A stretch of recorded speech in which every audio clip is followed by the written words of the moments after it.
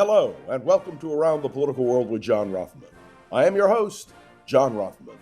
If you're a fan of the show, make sure to hit the follow button on the top right of Apple Podcasts, Spotify, or wherever you are listening at this very moment. When you hit follow, leave a review or share an episode with a friend. It helps other people discover the show, keeps us going. As I like to remind you each and every day, it expands our base. Last night, I went to bed reading the speeches of Winston Churchill. Never give in. The best of Winston Churchill's speeches. This happens to be a signed copy, signed by his grandson, Winston Churchill. But what made it so interesting for me is that I paused to read about a speech that Churchill gave in the House of Commons on the 5th of October, 1938. It was titled, "A Total and Unmitigated Defeat." Do you remember the Munich conference had ended, and the decision was made by the big powers to allow Germany to seize Czechoslovakia? That's what it boiled down to. It was, yes, something done for the sake of peace in our time, and yet the appeasement of that hour did not bring peace. One line in Churchill's great speech that day in the House of Commons, well, it hit me hard. All is over. Silent, mournful, abandoned, broken, Czechoslovakia recedes into the darkness. She has suffered in every respect by her association with Western democracies and with the League of Nations, of which she has always been an obedient servant. She has suffered, in particular, well, it goes on to lay out the whole question of the Munich Agreement and what the Munich Agreement meant and what it brought. Let me remind you that the Munich Agreement did not bring peace in our time. It brought agony and World War II. Let me be clear. What Donald Trump has done in his interview in Time magazine today, released today, is to say that Crimea will remain a part of Russia, that Ukraine's whole anger, its defiance, its attempt to assert its independence means nothing. I would have objected, had I been alive in 1938, to the dismemberment of Czechoslovakia by Britain, France, Italy, and Germany. It was an unmitigated defeat. And so is what has happened through the words of Donald Trump. First of all, there were supposed to be negotiations, real discussions. But what happened? Today, a bomb blew up and a Russian officer was killed on the outskirts of Moscow. Ukraine is not going to accept what the West is trying to impose, and I believe the Europeans will back the Ukrainians. Now, we will find out tomorrow. When in Rome, the funeral occurs of Pope Francis. And we will see, I believe, at that moment, with both Donald Trump and Volodymyr Zelensky in attendance, we will not see reconciliation and peace. And by the way, this appeasement will not bring peace. Indeed, I hang my head in shame at the unmitigated defeat, in the words of Churchill, now presented by Donald Trump. Trump is no Churchill. Trump is Chamberlain.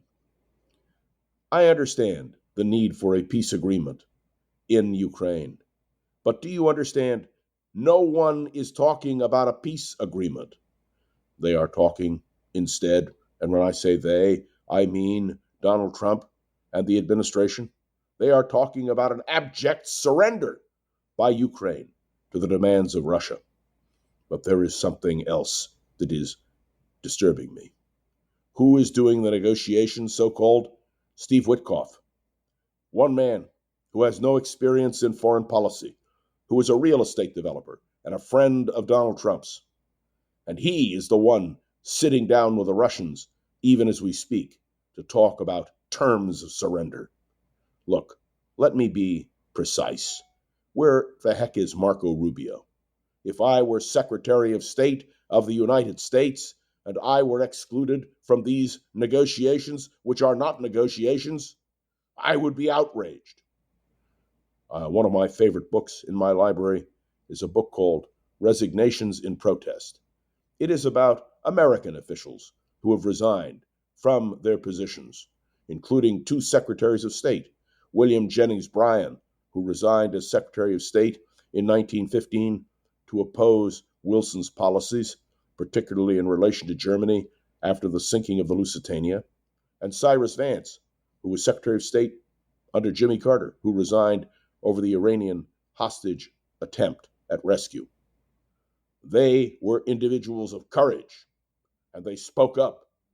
And I would point out to you that in Great Britain, in England, and the Munich Agreement was signed, that Anthony Eden, who later went on to be Prime Minister, resigned from his position in the Chamberlain government. I have heard no rumblings of resignation. I have heard no outrage from Republicans. What happened to the Republican Party who stood up during Captive Nations Week back in the 50s and 60s and raised its voice loudly in opposition to surrender to the Soviet Union? This is something that I find unconscionable. And for those of you who think that Donald Trump is a great negotiator, he's not a negotiator. He's giving the Russians everything they want. For those who say that Donald Trump is a leader seeking peace, appeasement never brings peace. If I sound angry, I am. Let me assure you of one thing. We have learned a lesson. Donald Trump is not only a bully, he's an appeaser. And when Zelensky is called on to reflect on what has happened, let us hope that what he says is clear and precise. Ukraine will never surrender Crimea, never surrender to the Russian bullying. That must be the answer, given directly, without any hesitation or doubt. And I would remind you, don't believe that any agreement will be kept. Do you remember the Budapest Agreement of 1995, where the territorial integrity of Ukraine was to be protected by the United States, Russia, and Great Britain? It was an agreement signed by the Prime Minister of Britain, the then President of Russia, and the then President of the United States. It meant nothing like the Munich Agreement. It is a moment of shame. And we now know, in this year of 2025, remembering what happened in 1995, and yes, remembering what happened in 1938, that appeasement never brings peace. It only brings more distress, more death, and yes, more war. This is a somber and sad day, and we should all be aware of it.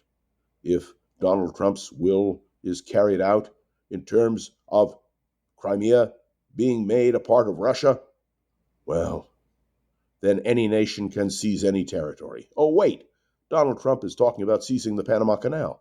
He's talking about seizing Greenland. He's talking about seizing Canada. What have we got in the White House? I'll tell you what we have in the White House. An appeaser, a bullier, and someone who, by the way, has proven repeatedly, when it comes to this kind of issue, that he is not the person to be President of the United States. I regret that I must use these harsh terms, but I remember history, and it would do well for all of us to remember the impact of history. I know it's the weekend off. I won't be back till Monday, but we will watch and see what happens at the funeral of Pope Francis when world leaders are on the same stage, in the same present. Will there be protest? Will there be, in the United States, resignation? Will there be outrage by Republicans and Democrats? And will there be outrage by those of us who have supported Ukraine and continue to support Ukraine? This is a solemn hour in the history of our foreign policy, and this president has failed on every level. Thanks for tuning into another episode of Around the Political World with John Rothman. I am John Rothman. Make sure to follow along and let me know your thoughts on the show by leaving a review on Apple Podcasts and sharing an episode with a friend or colleague so we can continue to grow and expand, which of course, is our goal. You can interact with me on LinkedIn, on Facebook. You can certainly email me directly, and some of you have picked up the phone to call me. All of that, I am grateful because, well, that's how we interact. And to Gogo Zoger, the wonderful producer of this podcast, Gogo, thanks so much. I will be back with you on Monday. Have a great weekend, Gogo, and to all of you, have a great weekend as well. I am John Rothman, and you are listening to Around the Political World with John Rothman. See you Monday.